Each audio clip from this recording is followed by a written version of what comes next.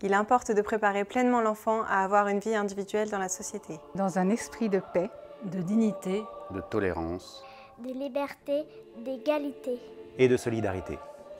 Dans les décisions qui le concernent, l'intérêt supérieur de l'enfant doit être une considération primordiale.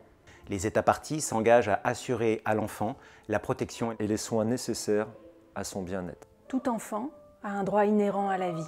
L'enfant a le droit à un nom.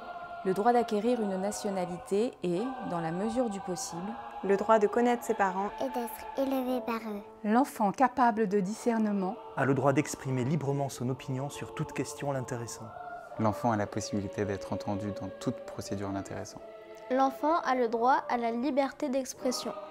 À la liberté de pensée, de conscience et de religion.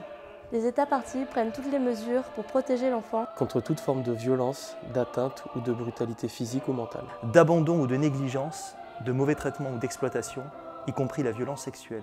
Tout enfant privé de son milieu familial a droit à une protection et une aide spéciale de l'État. Les enfants mentalement ou physiquement handicapés doivent mener une vie pleine et décente. Les États parties reconnaissent le droit de tout enfant à un niveau de vie suffisant pour permettre son développement physique, mental, spirituel, moral et social. Les États parties reconnaissent le droit de l'enfant à l'éducation. Sur la base de l'égalité des chances. L'éducation de l'enfant doit viser à lui inculquer le respect des droits de l'homme et des libertés fondamentales. À préparer l'enfant à assumer les responsabilités de la vie. Dans une société libre, dans un esprit de compréhension, de paix, de tolérance, d'égalité entre les sexes et d'amitié. Les États parties reconnaissent à l'enfant le droit au repos et au loisir. Le droit d'être protégé contre l'exploitation économique. Les États parties veillent à ce que nul enfant ne soit soumis à la torture. Ni à des peines ou traitements cruels, inhumains ou dégradants.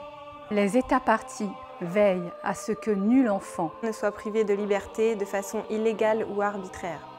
Les États parties reconnaissent à tout enfant, suspecté ou accusé, le droit à un traitement qui favorise son sens de la dignité, qui tienne compte de son âge, de la nécessité de faciliter sa réintégration dans la société et de lui faire assumer un rôle constructif au sein de celle-ci.